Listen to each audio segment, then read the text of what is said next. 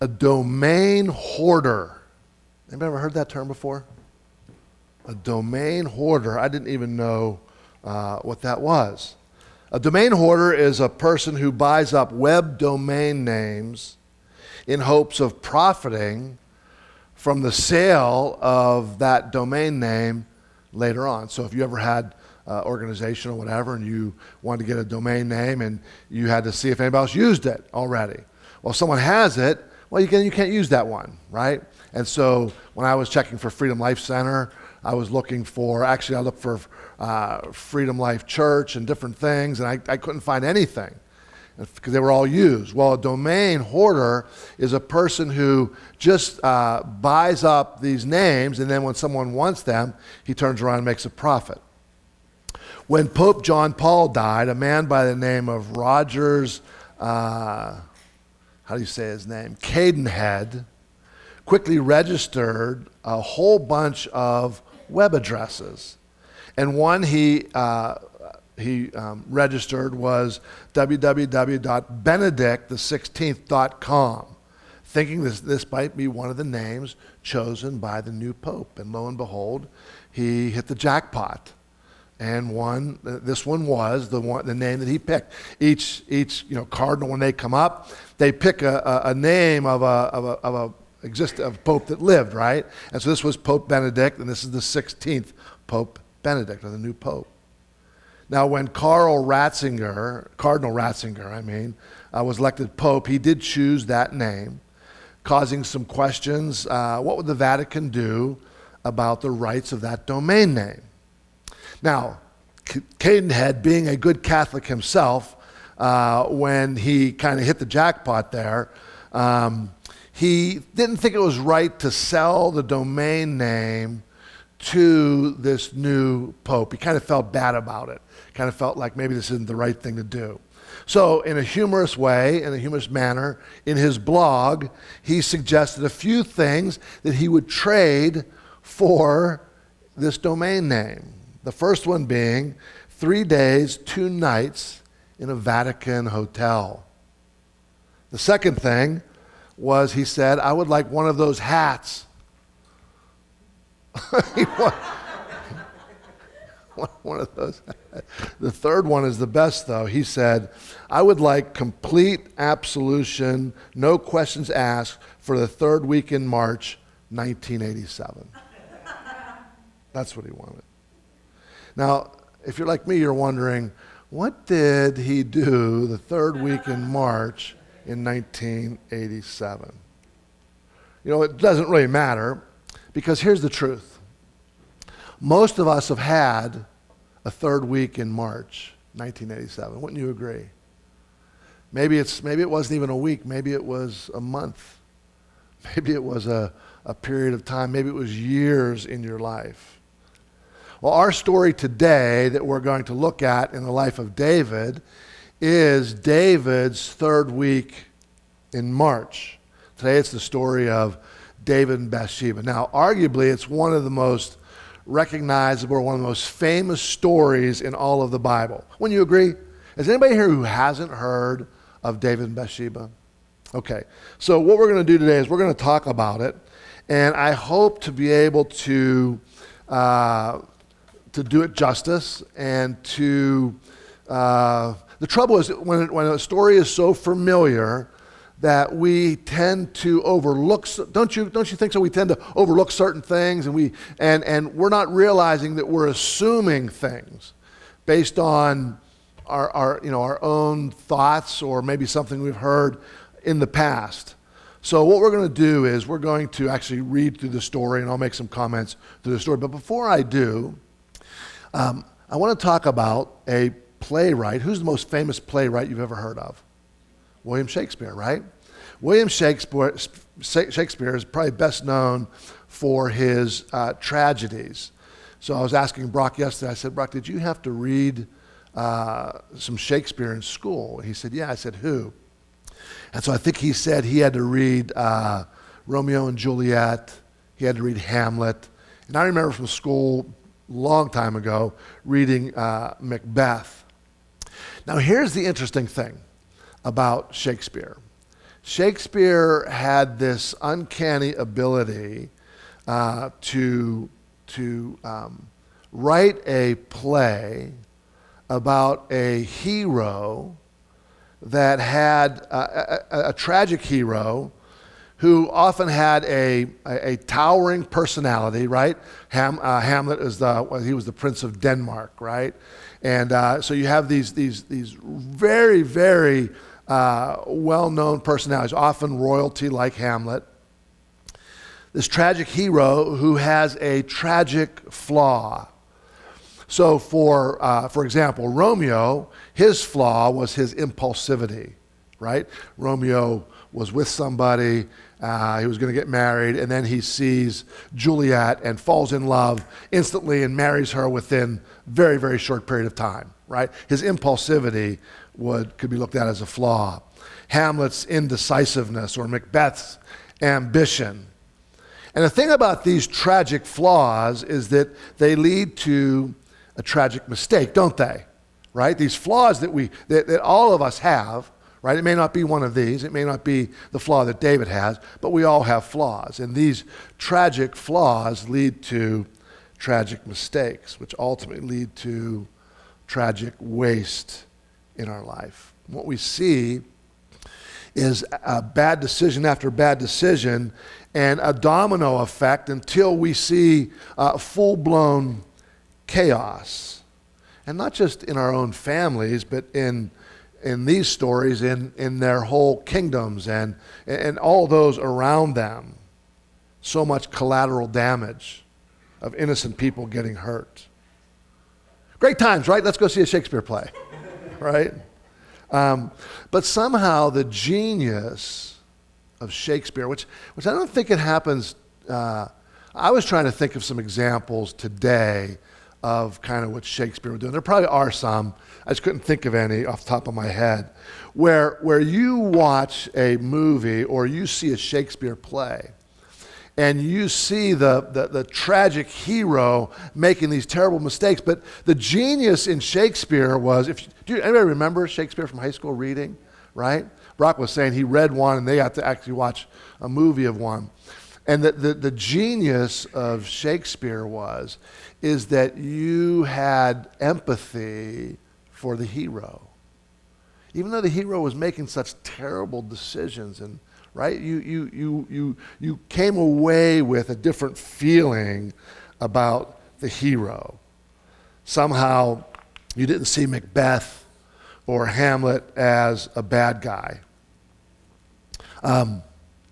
In fact, you see them as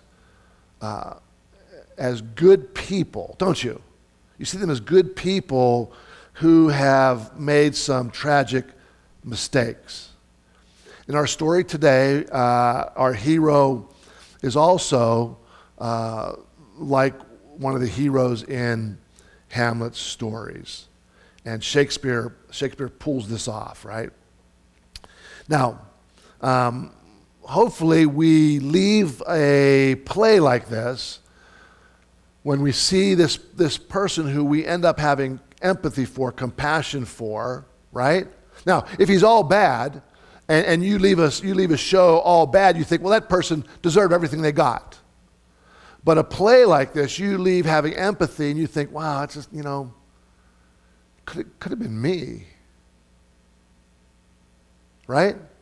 It could have been me. And you end up leaving thinking like, he really is not a bad guy. He just kind of made some bad decisions. Now, here's what I'm going to try to do. This is going to be very, very hard for all of us. I'm going to try to weave into this message the situation that we all have been watching the past couple weeks with George Floyd and the police officers. And what I want us to do is to somehow also tie in a previous message that I talked about on forgiveness and what it is and what it's not into this message as well in our own lives and what's happening in our world around us. So today we're going to look at this other masterpiece that was written centuries before Shakespeare. Now, here's the mistake that I think that I should say that I make, that I have a tendency to make, and I think it's because part of our culture and so forth, is when I read a story like David, because we tend to be so dualistic, we tend to be, black and white, good and bad. We tend to divide the world in that way, Democrat, Republican, right? And it seems like in the days in which we're living right now, that divide is getting further and further apart, don't you think? White and black. And so we have a tendency to read a story like this and either just write it all off. Oh, well, David, that was just a fling, right? Like there was nothing to it. Or David was a monster. And those are our choices. And those are our choices in our world sometimes. And the truth is this. The truth is, and I hate to say it like this, but it's just true, things are very rarely white and black, right or wrong. Very rare. You know what I'm saying? I understand there is right and wrong. But what I'm saying is there's these gray areas. It's easy to see right and wrong in someone else. But when it comes to you, well, it's just, it's complicated. You have to know the whole story, right? And so we have a tendency to do one or the other. So this story in the Bible shows us, let me ask you a question. Do you love God? Do you love God? I hope you do. Do you consider yourself a follower of Jesus? I think if you answered yes to those things, then I want you to know that you're capable of exactly the same thing that David did. You're capable of it. David loved God. You ever read some of the stuff he wrote before this ever took place in his life? I mean, go back, we've been talking about the things David did in his life. See, we need stories like this in the Bible because I think the trouble is that we are often blind to our own flaws. Stories like this help us see the flaws in ourselves, that we are capable of these same types of things. So let's jump into the story, okay? It starts out like this. In the spring, at the time when kings go off to war, David sent Joab out with the king's men and the whole Israelite army. They destroyed the Ammonites and besieged Rabbah. But David remained in Jerusalem. What's this all about? Now, if you remember, this is a post-Bronze Age era when there was a lot of kind of chaos. War was so common. Everybody was fighting everybody else for supremacy. And it says, in the spring, a time to go off to war. Well, why is that? Well, the winter is a harsh time. It's hard just getting around. It's hard moving. So everybody kind of stayed put in the winter. And in spring, everybody began to defend their borders. And so the spring is this time of war and to protect themselves against marauders. Well, the Ammonites were a constant enemy to Israel and Judah. Now, it says this. It says that when it's time to go off to war. Now, we remember David. David being what? Let's remember David and Goliath. He shows up. What is David? Well, David's a man of action. David's a man, he's not one just to sit back. He wants to get involved. And now we find out David's here. David's the king. And his first bad decision is this. He's not doing his job. He's not doing his job. David has always been this man of action. Now what he's doing is he's sending other people off to fight. Not just to fight, we see throughout the whole story, he's constantly sending other people off to do his dirty work. This great man of action is literally just staying home, sitting on his throne. Throughout the whole story, as we'll see, he does nothing on his own. Okay, let's go on. One evening, David got up from his bed and walked onto the roof of the palace. From the roof he saw a woman bathing. The woman was very beautiful. And David sent someone to find out about her. The man said, "She is Bathsheba, the daughter of Eliam, the wife of Uriah the Hittite." Wow, so much just right here. It's amazing. Well, first off, this unnamed servant, I think this unnamed servant that he sends off is trying to in a way that you would to a king, right? Trying to warn him, David, this isn't something you want to do. You might think, well, why do I think that? Listen to what he says. He says that she is the daughter of Eliam. Okay, fine. Who's Eliam? Well, do you remember David's 37 mighty men? You remember them? David's 37. You know who they were? So David had armies out there, right? Joab was one of his leaders. Joab wasn't even one of his 37 mighty men. The 37 mighty men were like our special forces today.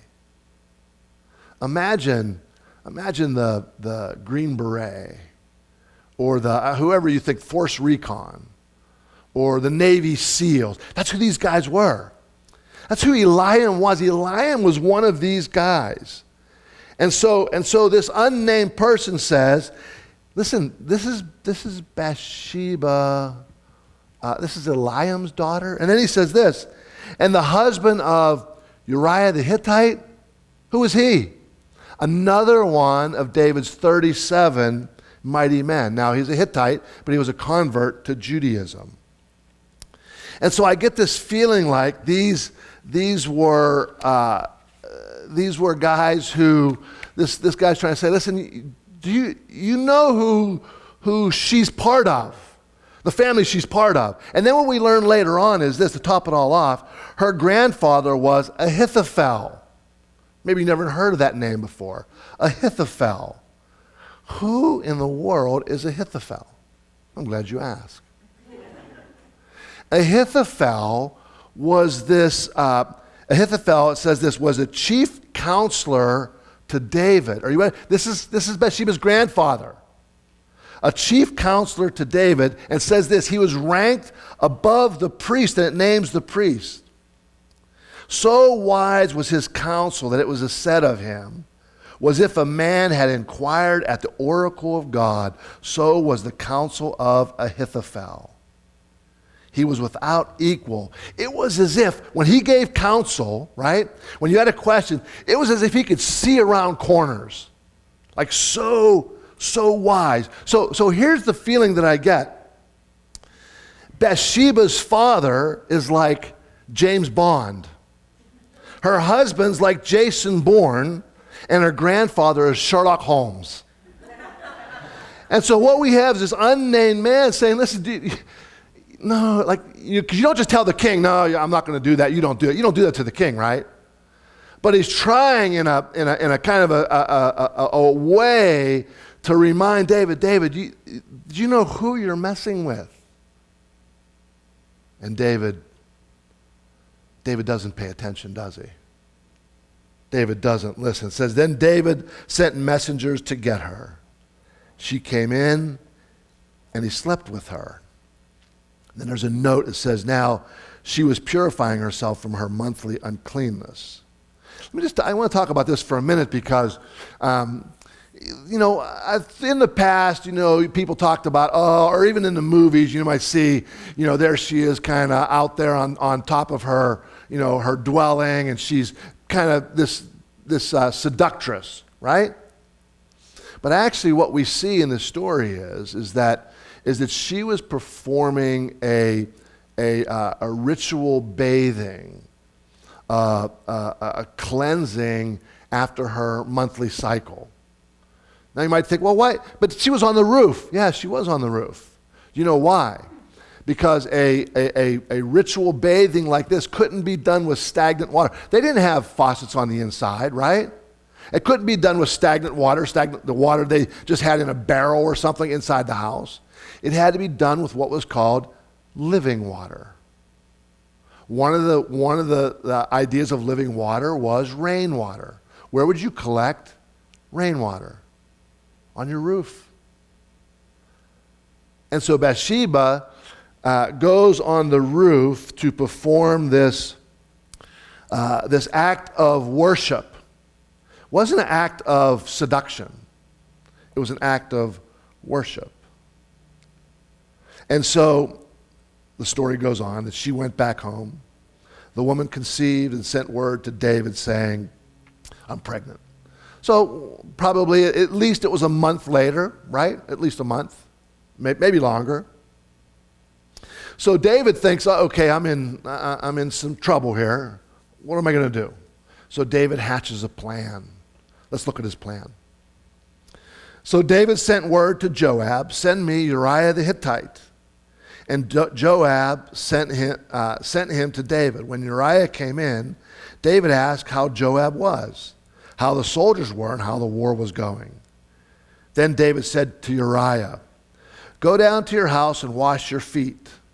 So Uriah left the place, and a gift from the king was sent after him. But Uriah slept at the entrance of the palace with all his master's servants and did not go down to his house. So what was plan A?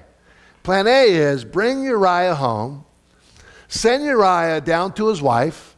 He'll sleep with his wife, and later on, maybe he's going to be bad at math or something, right? And he's going to think, well, that's my kid. That's David's plan, and it's going to work out fine. And then he finds that Uriah the Hittite doesn't go home. Uriah slept at the entrance to the palace with all his master's servants and did not go down to his house. So David is told, Uriah did not go home. So he asked Uriah, haven't you just come from a military campaign? Why didn't you go home? Uriah said to David, the ark and Israel and Judah are staying in tents, and my commander Joab and my Lord's men are camped in open country.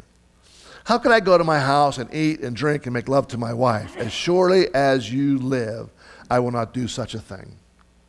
So David said, okay. Plan B, shots with Uriah. That's what his plan is, right? I mean, that's what it says. Okay, I paraphrased. It says this, then David said to him, stay here one more day, and tomorrow I'll send you back. So Uriah remained in Jerusalem that day and the next. At David's invitation, he ate and drank with him, and David made him drunk, right? But in the evening, Uriah went out to sleep on his mat amongst the master's servants. He did not go home. Plan B fails. It seems as if Uriah's moral compass points more due north than David's does. So David has to come up with plan C. In the morning, David wrote a letter to Joab, right? So he writes this letter to Joab. Joab's Uriah's commander. And he sends this letter with Uriah, sealed, for Uriah to take, basically his death sentence to Joab. Says in it, he wrote this, put Uriah out in the front where the fighting is fiercest. Then withdraw from him, so he'll be struck down and die. While Joab had the city under siege, he put Uriah at the place where he knew the strongest defenders were. When the men of the city came out and fought against Joab, some of the men in David's armies fell. Moreover, Uriah the Hittite died. Plan C seems to have worked.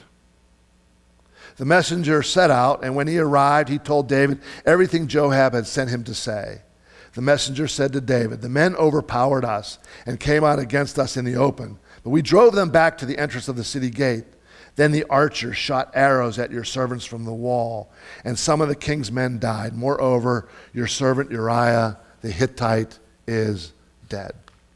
So listen to this. I could just see this. So David told the messenger, say this to Joab. Oh, don't be upset, Joab. The sword devours one as well as another. Press the attack against the city and destroy it. Say this to encourage Joab. He thinks he's won, doesn't he? He thinks, I'm in the clear now, right? And then it says this. When Uriah's wife heard that her husband was dead, she mourned for... Let me just ask you a question throughout this whole story so far. Have you heard David talking about God at all Have you heard him mentioning anywhere? I mean, everywhere you read, anytime you read these stories, you see kings saying, oh God, give us victory over them, calling out to their God for victory and so forth. This whole story, you see no mention of God. When Uriah's wife heard that her husband was dead, she mourned for him. After the time of mourning was over, David had her brought to his house, and she became his wife and bore him a son. But listen, this is the last word. The last word. But the thing David had done displeased the Lord. Finally, the Lord's mentioned in the story. Well, the story continues. The Lord sent Nathan to David. Now the story has a turn. When he came to him, he said, there were 2 men in a certain town, one rich and the other poor.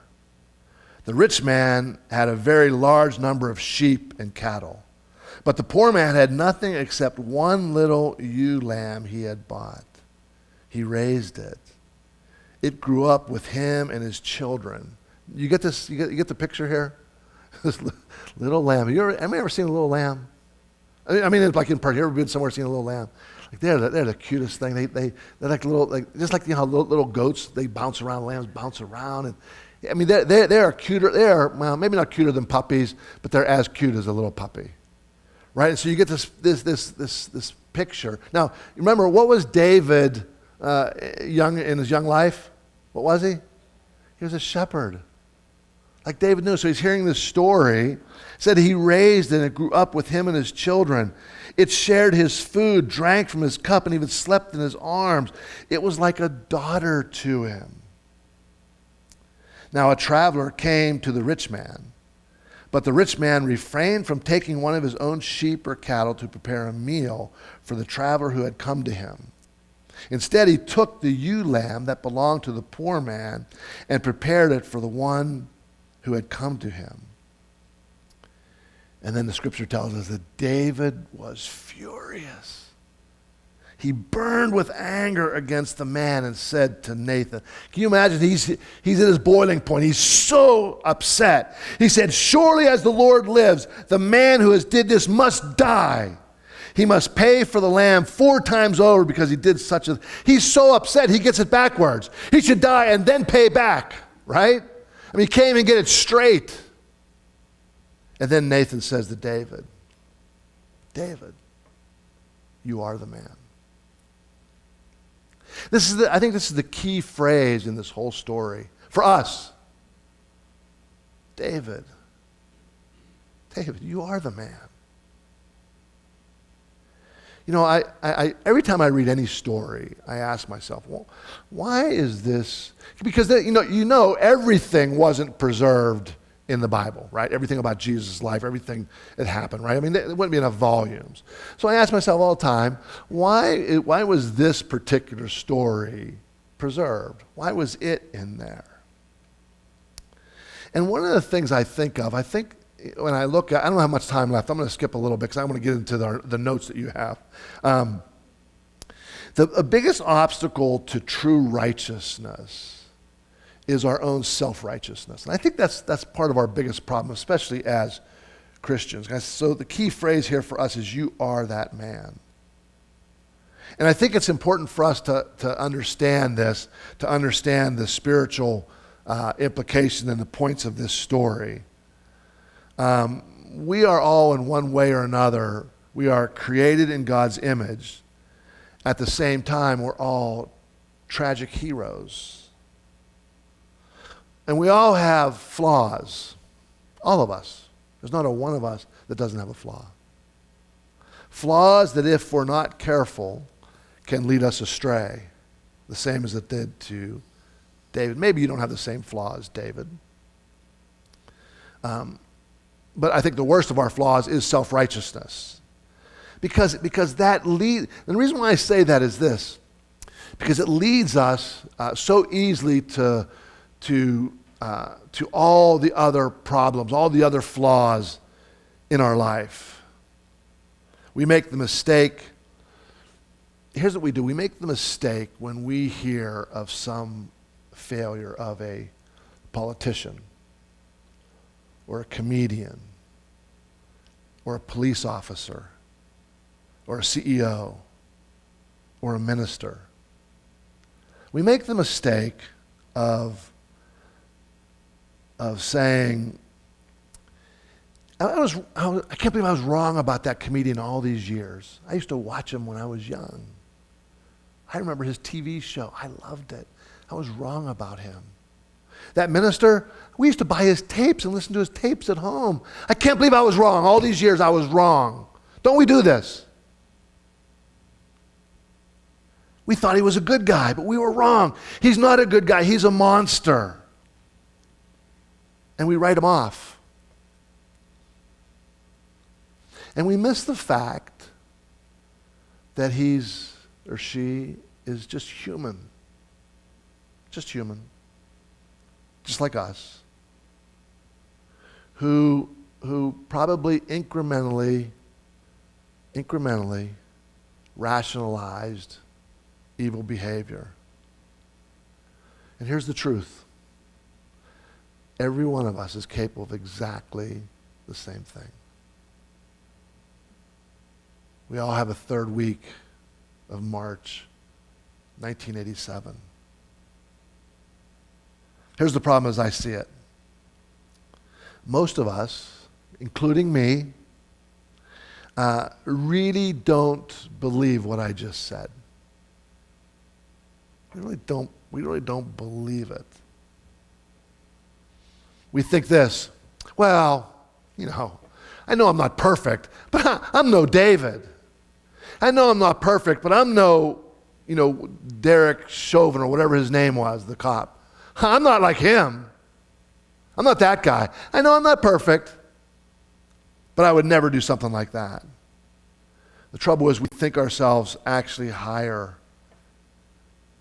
than maybe we are. And what happens when we do that, our defenses kind of go down to our own bad behavior.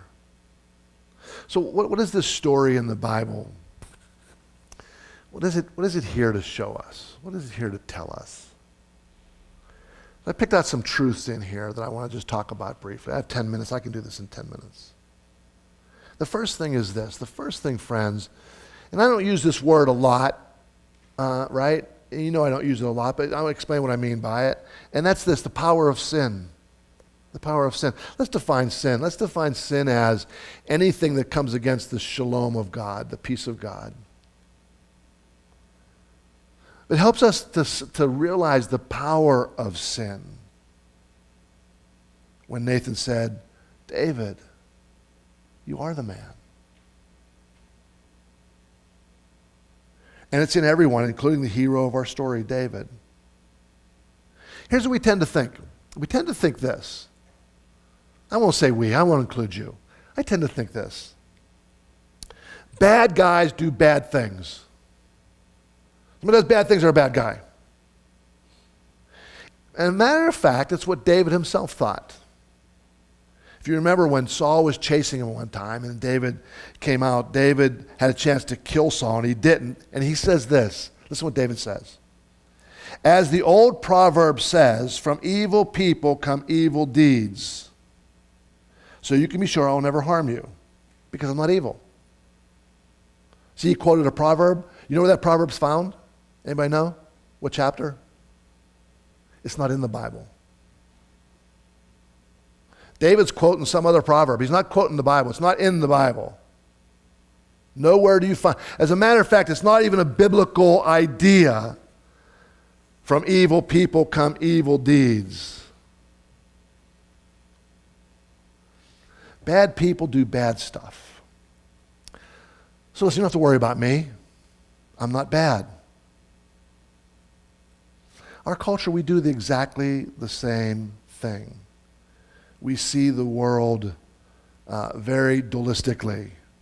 There are good guys, there are bad guys. The good, the bad, okay, sometimes the ugly, right? But there are good and there are bad, and we see it this way. And it's the first step for us when we see life this way, to rationalize evil in our life. Here's what we do. We think that we're beyond it. Well, I'm a good guy. Only bad guys do bad things, and I'm a good guy, so I don't really do bad things.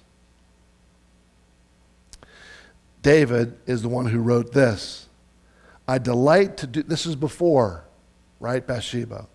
I delight to do your will, O Lord. Your law is written on my heart. Listen, the man who wrote that meant that. He meant it. Tim Keller, a retired pastor from up in New York, said this. This story teaches us that the seeds of the most terrible atrocity live in every human heart, in the best people, even people who are converted by God. Seeds. Seeds, they live in our hearts. Seeds of ingratitude. Seeds of self-pity, of envy, of self-centeredness, of pride. They're all seeds. And the story is kind of telling us if those seeds fall. How many have planted their garden this year already? You planted a garden, right? What you want to do is you want those seeds to be in good soil, right? And you want to plant them. That's good seed. What about bad seed? Bad seed also gets planted in the soil of our heart. And if you're not careful, your actions, your attitudes about others will begin to water these seeds that are in our heart. It says this, David stared at Bathsheba from the rooftop. He stared at Bathsheba from the rooftop. Here's the thing I want you to know. We all have rooftops now. They're just virtual, aren't they? Right? We get on our computers. David had idle time, and he was on his rooftop, not nothing to do, right? Staring, looking at places he shouldn't be looking, right? Now we have computers. We do the same thing. We have porn all over the internet.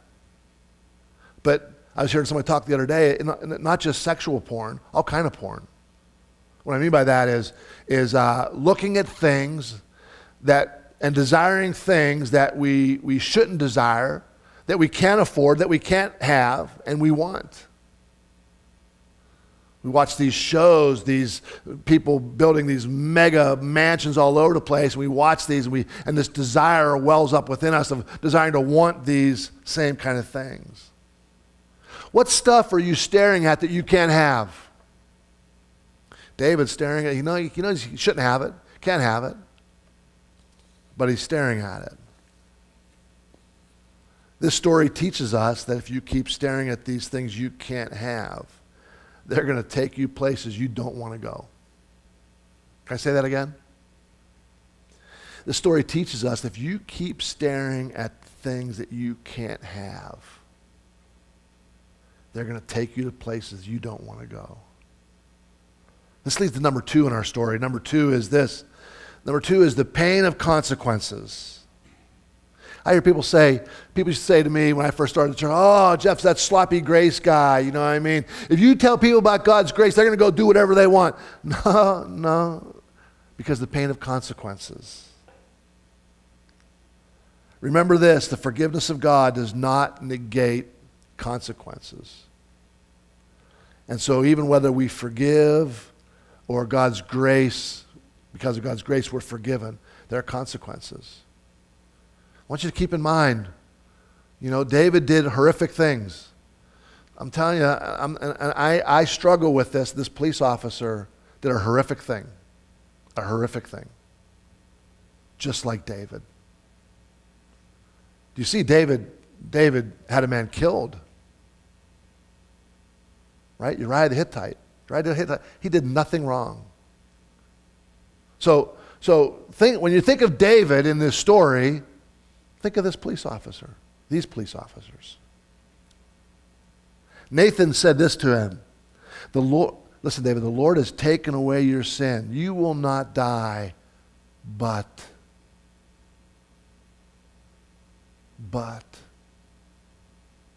And he goes on to list a laundry list of consequences to David's actions. Now here's the thing. You might say, well, you know what? In my life, I looked at it and I said, I want to do this, and I looked at the consequences, and I'll take the consequences. The trouble is this: the consequences don't stop with you, do they? It's a ripple effect. It affects people all around you. It affects your family. It affects people you work with, and a ripple effect goes on and on and on with the consequences to our actions. Now, here's the thing. In a couple weeks, Carl's going to speak next week. Week after that, I'm going to pick up on this idea. I'm not going to say too much more about this. I'm going to pick up on this again. But let's get to the end here real quick. Let's get to some good news in this story. Okay? The good news is this: there's always the possibility of redemption. Friends, don't forget that. Don't forget, when you want to create a monster out of somebody, when I struggle with the emotion and I watch the video of this police officer's others, I just want justice. But you know the justice I want retribution is what I want. But there's always a possibility of redemption. Listen, even for the worst of us. Even for the worst of us. So, anybody know this Tarana Burke? She was the leader of the whole Me Too movement. That when that was going on, they were asking, is there even a chance of redemption through all this? And people were saying, no, there's no chance of redemption. She said this: leaving them in a heap on the side of the road, well, that's not the answer. Allowing them to act like nothing happened, that's not the answer either. See, but we kind of go there, don't we? Is this or that? Because that's not the answer. There should be an expectation of real rehabilitation. That they've seen the light and they can make dramatic shifts in their behavior. The one thing in this whole story that David does right, he doesn't try to do what I do in my life when wrong and try to defend myself, excuse my behavior, blame it on someone else. When caught by Nathan, he just owns it. He owns it. Yep, I was wrong. Immediately, publicly, he owns it all. And he prays and he confesses it. Not even that, he even writes about it. At least 2 Psalms were written all about it. And the funny thing is that I can see in this story that he really is repentant. He really is wants to change. You know how I know? Because in this story, typically, who would you hate in this story? You'd hate Nathan if you were David. Nathan is the one that calls him out. Nathan is the one who comes to him and tells his story and says, you are the man. Well, do you know that David and Bathsheba had 4 sons? Well, the first one died after 7 days. One that was born in... David and Bathsheba had 4 sons. Do you know their names? Anyone know their names? First one is, you know the first one, right? Well, the first one died. But the first one, most notable, is Solomon. You all know Solomon, right? Then he had Shobab and Shemua. So if you want some good biblical names, there's some good biblical names for you. Shobab and Shemua. And you know who the 4th was? Nathan. Nathan. David names one of his sons after the whistleblower. You know why? I think David thought, you know what? Listen, it could have been even worse for me. Thank you, Nathan. Thank you. I bet you David's wishing, why didn't I listen to the guy who came and was telling me, listen, she's married to Jason Bourne, right? James Bond's her dad. You can't, no, don't do this thing. And so David was truly repentant. As a matter of fact, just kind of in closing, Psalm 51, David writes, he says this: have mercy on me, O God. Why does he say that? Because God, have mercy on me. I promise I'll never do it again. It's not going to be me. I learned my lesson. Is that what he says? He doesn't say that. He says this: have mercy on me, O God, because of your unfailing love. Not because I've learned my lesson, I'm going to do a good job now, I'm going to be a better person. God, you're going to see, you're going to be so proud of me. No, have mercy on me because of your unfailing love. Because from now on, the good's going to outweigh my bad because I vow to you, I give you an oath. No, because of your great compassion, he says, blot out the stain of my sin. And then verse 10, his prayer. Should be our prayer every single day. Create in me a clean heart, oh God. Clean heart.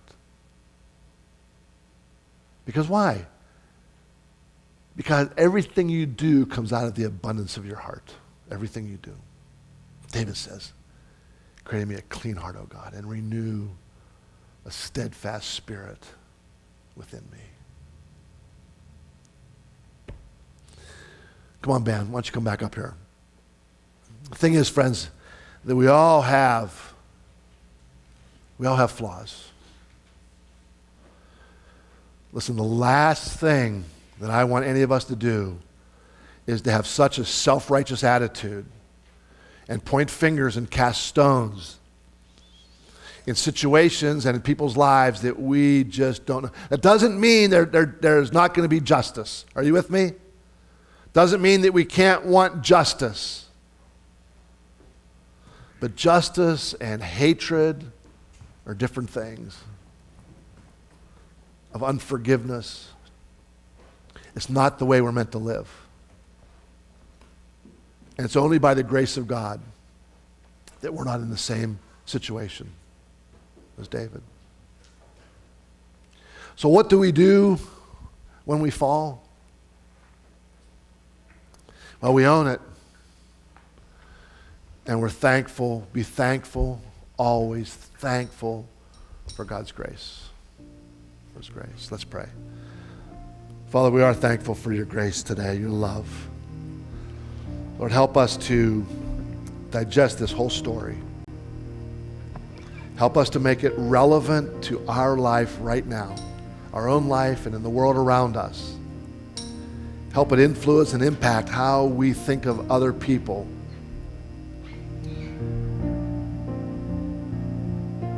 And even the wrong that we see in other people. Help us to have compassion and love. We thank you in Jesus' name. Amen.